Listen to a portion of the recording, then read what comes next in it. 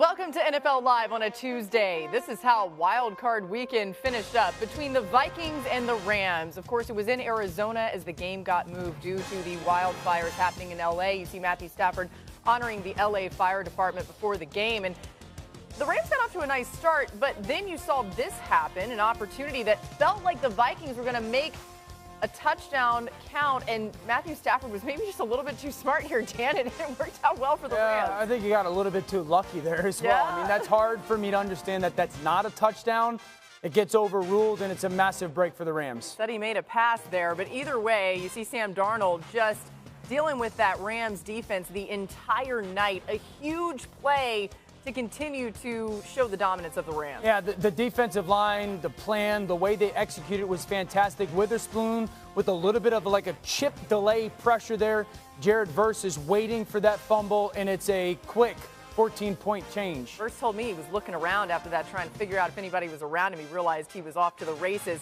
Darnold sacked again. The plan worked so well. Everything that LA wanted to do, they were able to do defensively, and Matthew Stafford was in his bag. Yeah, again, the whole NFL, obviously, Vic Fangio for the Eagles, do not blitz Stafford. He will make you pay. Let's go here to the third quarter, and at this point, 27-3 with the Rams, a big lead. Darnold trying to climb back in it. That was a nice pass. Yeah, T.J. Hawkinson reaches behind him. Darnold under duress again. Finally get in the end zone. Don't get the two-pointer. But this was a one-sided game from the start. Here's Sean McVay after the win. I think this truly epitomizes a team win. Yep. You talk about a connected group. You talk about a team that said all week, built for this. That's exactly what you guys came out and did, man. Unbelievable. And all you guys did, you represented exactly what we wanted to be about, man. A city that's going through a lot of different stuff that can look to you guys and say, I'm proud of that group. City on our back. Just being your guys' self right there, man. Give it up for yourselves right there. Oh, I have chills. It's pretty special to see what the Rams were able to do, certainly as their hearts were with LA the entire week. And the Rams defense put up a monster team effort on Monday. We just showed you the highlight, but they had 20 players finish with at least one tackle, 8 of them getting tackles for loss. 12 Rams had at least one pressure on Darnold. They generated 23 pressures total. That's the most Darnold's faced in his career. And 8 Rams had at least half a sack, the most in a playoff game since individual sacks became an official stat in 1982. I'll add one more. The Rams' 9 sacks is a playoff record for their organization. As we welcome you to the show, Dan Orlovsky, Andrew Hawkins, Marcus Spears here. Dan Graziano is here a little bit later on with some news. The wave means we can really get it going. Dan, how did the Rams defense dominate last night? We'll get to the Darnold side of things later, but let's give the Rams credit. I thought they whooped the Vikings offensive line, completely outmatched, outclassed them. I thought Kevin O'Connell in many ways, surprisingly, got outcoached. It was really smart with how they created one-on-ones. It was a little bit like what the Detroit Lions did. Wide defensive tackles, super wide defensive end. The linebackers walked up over the center's head. He's just occupying time. He's actually going to pretend or play the running back in man-to-man coverage. So you create one-on-ones versus the tackles. You double-team Justin Jefferson inside and outside. Everybody else is playing physical man coverage. One of those one-on-ones has got to win. That's that first pass of the game situation for the Rams. The second thing is, I love the anticipated stuff. Under center, what do the Vikings love to do? Run the football or go play action. 5 defensive linemen, but the cut split up top tells the corner, hey, this is how they're going to be run or play action. We call this cat trigger, cat corner. You become the blitzer. Nobody accounts for him. He's completely untouched, and there's no way to get the ball down the field by Sam Darnold. The fumble return for the touchdown, another brilliant opportunity. This is diabolical. 3 D linemen with their hands in the ground. Verse standing up. The linebacker walked up. What does that do? Again, create one-on-ones. Here comes the nickel pressure off the top of the screen. Both the Verse and the linebacker drop, and then Witherspoon's just hanging. Once he sees Hawkinson chip, he's the trigger guy because the nickel is going to be picked up by that back, and they're off to the races. I've been thinking about this all day because it was so impressive to watch the plan. And I thought to myself, I was telling Hawk, Kevin O'Connell came from where? The Los Angeles Rams. Yep. He's going to use very similar protections. Sean McVay, I guarantee, went to Chris Shula, the defensive coordinator, and said, this is how you can take advantage of those protections and understand how they're going to try to answer the questions you present, and then you have a second question that they don't have an answer for. I figured you was going to be super excited about that defensive performance. That's why I didn't do a tape. Attaboy. And I could have done 45 plays on defense in this game. That was super impressive. But, you know, we talked about this yesterday, Dio and Hawk, when we were in Phoenix. I thought this D-line could win the game. They did. And that's exactly what happened. And I'm not just talking about the ability to beat blocks and pressure. It was also the plan was make Sam Darnold beat us. I felt the same way about the Detroit plan. And we were all like, okay, he probably see this again because football, obviously a copycat league. How will he adjust? The one thing that I thought, Dio, to your point with Kevin O'Connell, there should have been in the second half a little bit of movement of the pocket for Sam Darnold. There should have been a little bit of slowing down this defensive line as a quick game, as opposed to they rushed north and south the entire game. Yeah. You never gave them anything else to look at. And the other part was, to the Rams' credit, they took Detroit's defensive game plan. Yeah. That was a carbon copy of what happened to them last week. And I think the whole premise around it, Dio, beyond Kevin O'Connell, because we have a tremendous amount of respect for him, was they came into that game saying, if we can rattle Sam Darnold, we can take over this game from a defensive standpoint. And it looked a lot like it looked against the Lions. Yeah, you hit it on the head, Marcus. Sam Darnold was rattled. And this is a team, when you watch this game film, you could see a team that did not handle pressure in any definition. Yeah. No matter how you put it. The receivers weren't getting open down the field. To your point, there was no help for Sam in the game plan. Nothing quick. When you watch pressure come at Stafford, you mentioned this, Dan. Yeah. He knew exactly where to go with the ball. He was poised. He had answers to the test. None of that seemed to be there for Sam Darnold. And that is not to say Sam played great, because he didn't. Because with all those things happening, once the pressure started mounting, you could tell Sam was playing not to make mistakes, which made him a tick slow in his decision-making, hesitant when things are open, not trusting like we've typically seen him do throughout the season. And also, he was inaccurate, right? So all these things mounted up. And to your point about Sean McVay and the gamesmanship of knowing exactly what their game plan was and how to combat it, there was something to it. Yeah. Hawk, to your point, bro, and it feel like I'm piling on. The throw to Hockenson for the touchdown was awful. Yeah.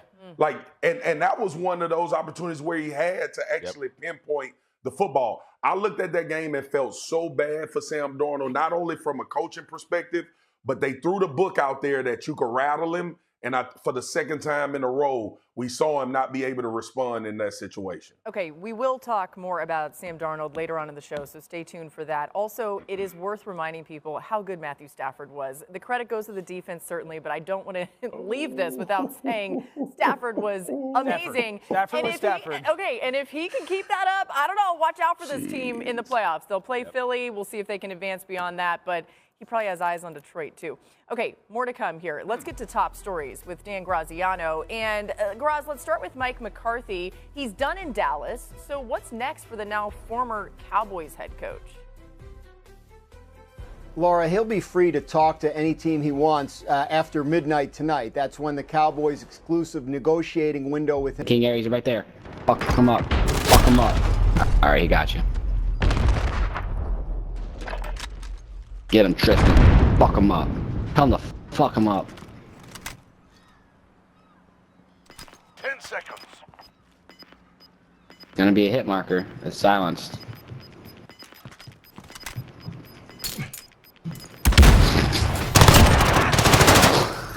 Let's go. What are you doing? What are you doing? He could have had that. He could have had that. He literally sat there. Oh yeah, dude. I don't know why. He could have killed you so easy. He made that easy for us. Trash cans, dude. That was probably the 1-8, dude. Probably was.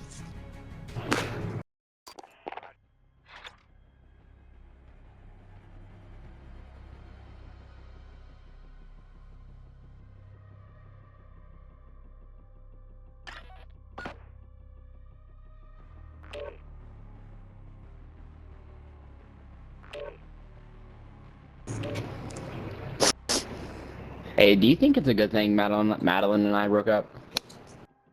Yeah, 100%. For some reason, I can't stop like thinking about it. Like she was like a good person, but like I don't think us as a relationship was good. She cheated on you, dude. I know. But I mean, like, I kind of see, like, why, because, like, I was kind of shitty to her in, like, the aspect where I was, like, she was trying to have sex, and I was kind of, like, just, like, you can...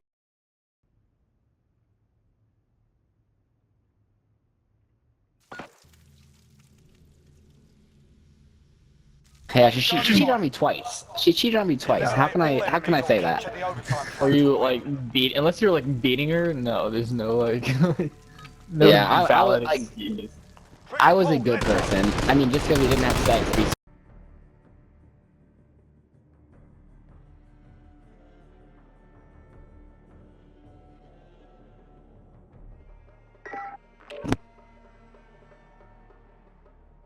Bro, I can't believe I went 13 and 1. Joe the guys in this game again, bro.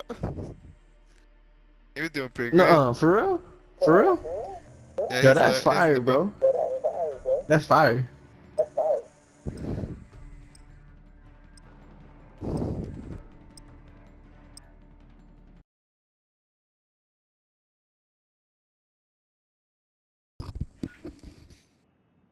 But I'm hungry.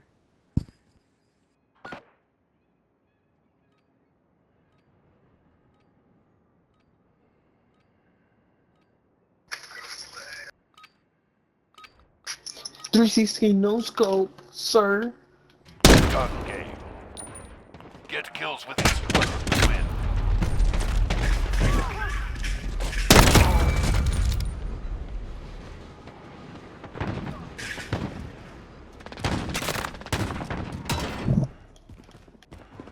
Damn, crip off talking this shit. Damn. Fuck! The Jonah dude killed the fuck out of me. This nigga done motored my ass, boy. Who? Some dude. I don't know who the fuck it was.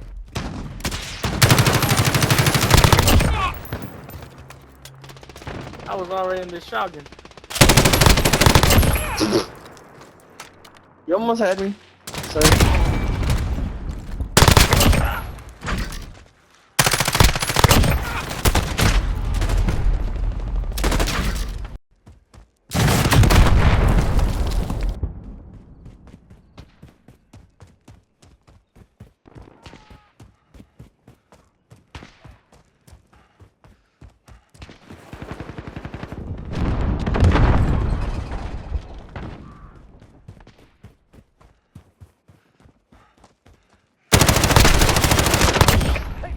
We got this.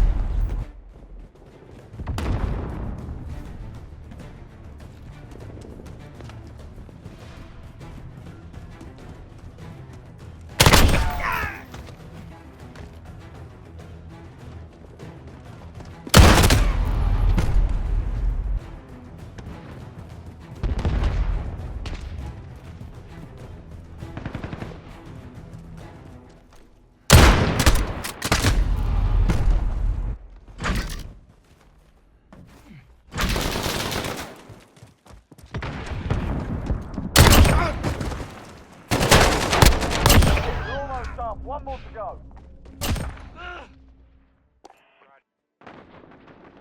Now that was a fight. Solid work.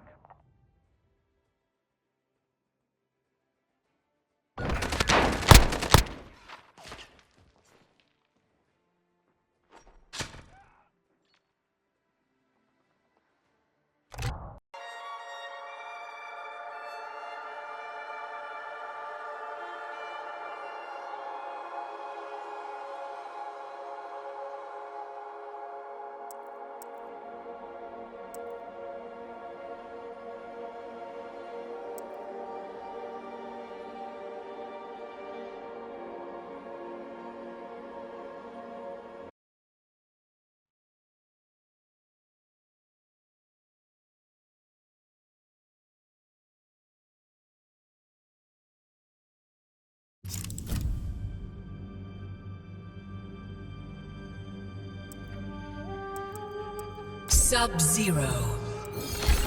Sindown.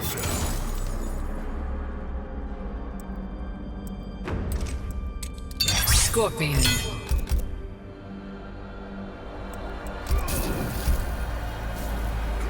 Special Forces Desert Command.